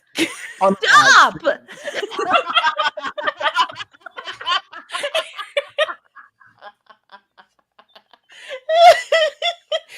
time zones, 2 co-hosts, 1 murder face.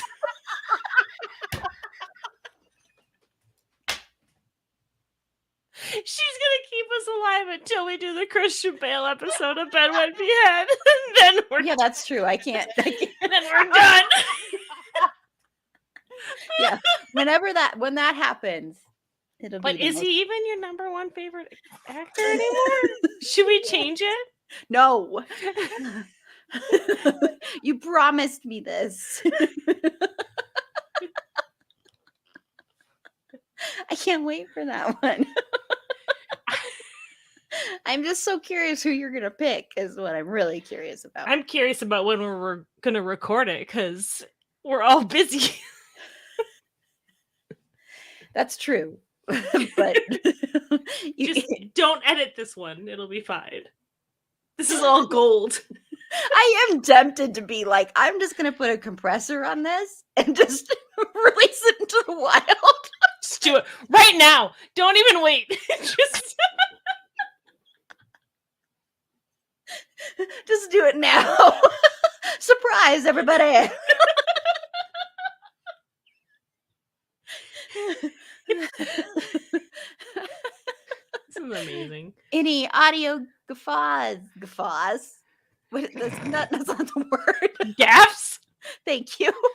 There's been plenty of guffaws because we're hilarious. Okay, so we are gonna close out. Okay, Carla. Were they getting by you? Sorry. It feels like I was being called in school, and I'm like, I don't see the equation. Carla, who's your number 1 favorite actor of all time? You can find Meg and me at our podcast, Bedwet or Behead, which is available on all podcast streaming platforms. You can also find our Twitter at bedwetbeheadpod. Our Instagram is at bed.wet.behead.pod. On other social media with blue logos, look for Bedwet or Behead Podcast. You can find me, my photography, and just general musings on Instagram or Twitter at Carlatemis, or my website, carlatemis.com. That's CARLATEMIS. And Meg. Yes, I just want to note that you cannot find Bedwood Behead in Meta because we like having legs, and they haven't given us legs in the metaverse yet. What? Haven't you seen the commercial of people in the stupid metaverse, the digital existence and world, and none of them have legs? Anyway, where can we find you, Robin? Aaron's like, this is the one part I'm editing. You can find me pretty much on the Twitter at Wisconsinac, which is WISCONSENNACH. And blame Carla. I always do. You haven't said that in forever. I know. It's like nostalgia trip. Nostalgia. It's Aaron's number 1 favorite. Sign off.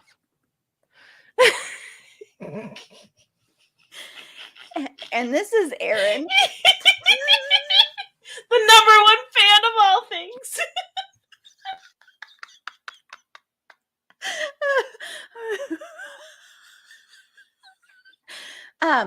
You can follow me on Twitter at @AprilBeauty. The E and the A and the B are capitalized.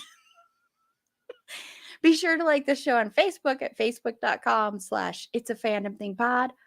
On Twitter at fandomthingpod. No, it's in that one. On Instagram at itsafandom-thing-pod.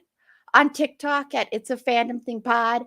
If you would like to come on the show and discuss the movie you are making with Maya Rudolph and Tiffany Haddish, Paul Thomas Anderson, please reach out to me. I really would love to interview you. You are also one of my absolute, you and Christian Bale are my number 1. Number 1. Number 1. Most wanted interviews. You can reach out to me at itsafandom-thing-pod@gmail.com. And for anyone, I've been seeing people viewing and leaving and viewing and leaving and viewing and leaving. But to anyone who tunes into this later to the live stream before Wednesday, we are releasing an interview with another author, William Moz, who wrote a book. It's his first published novel called The Bucharest Dossier, which is a spy thriller. It's actually a love story set in Bucharest in 1989, right before the Revolution there and everything. And it actually, it's another one that is very timely for the times. This is stuff we don't know about. Honestly, we don't know a lot about what happened in Romania at that time, because this was after the Berlin Wall fell, all that stuff. So I don't think I didn't know a lot of this. And he is an immigrant from Bucharest when he was a child and came over to the US. So a lot of the reason he wrote it. And it's just an interesting interview, and it's an interesting novel. So that's releasing on Wednesday. And then, sorry, I have to think what's coming next week. And next week we are covering two romantic comedies. We are talking about a movie that Carla hates with a burning passion, but she decided to come and talk about it. Number one least favorite movie ever. Starring two people she hates, Bill Pullman and Sandra Bullock. While you were sleeping. I'm there to express my dissent of all things beautiful and lovely and wondrous. I'm mostly going to just be there to say, what Carla said. Because, honestly. And that one will be live. We don't know yet a time, because I'm recording Brian Kinney 4.0 with Liberty Diner Dish, my favorite season of Brian Kinney. And I don't care what you say, Carla. It's all inside my head. But I'm recording, so it won't be this time probably. We don't know. We haven't decided. Hopefully we'll be deciding tomorrow. We'll see. And then we're also going to talk about 10 things I hate about you. So we'll be listing 10 things we hate about each other as well. Time to read up The Taming of the Shrew to prepare. So that'll be fun. And then coming in a few weeks, come watch me go absolutely mad on there for 12 hours. I will be streaming. We will have other guest pods, such as Sort of Brilliant is going to be kicking it off. It might just be Rachel on. We're not sure, but so it'll be at least her. So that'll be kicking it off. The boobs are going to be there. Hey, maybe that's when we do the Christian Bale. No, I want that to be your episode. We can do a double bail. And then we're also gonna have Sudden But Inevitable. Jen will probably be on, just talking about her podcast, My Streaming Bubble. But if she's not on, then Jen, Aaron, A, and Susie, since that's my Finn Whitrock tribe, are going to be joining me to give a review of, I don't care that Ben Affleck's in it. Yeah, I know other people are in it, but it's Finn Whitrock's erotic thriller, Deep Water. And we're going to see how long in the movie until he's murdered. So that's That sounds like such a cheerful moment.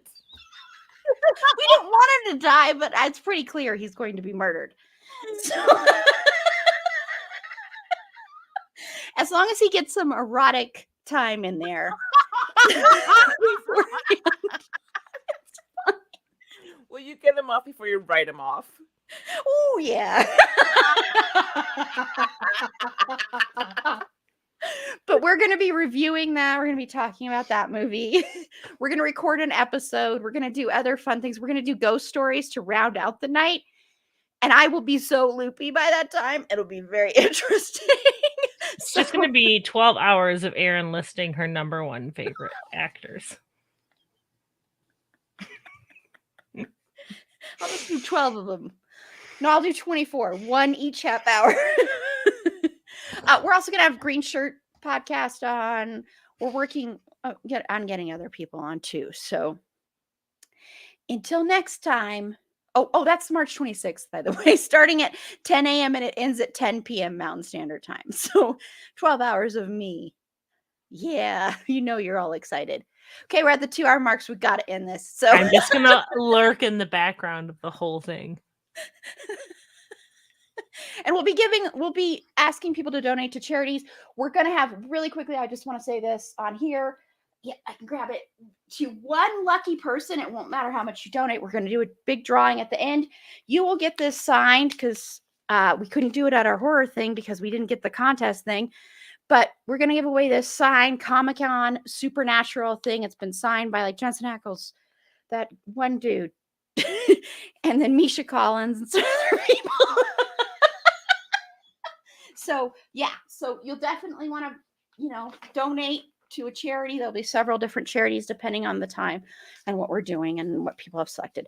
So until next time, remember, it's a fandom thing. Black Lives Matter and stop Asian hate. And don't take away my favorite actors. Good night, everybody. Come on.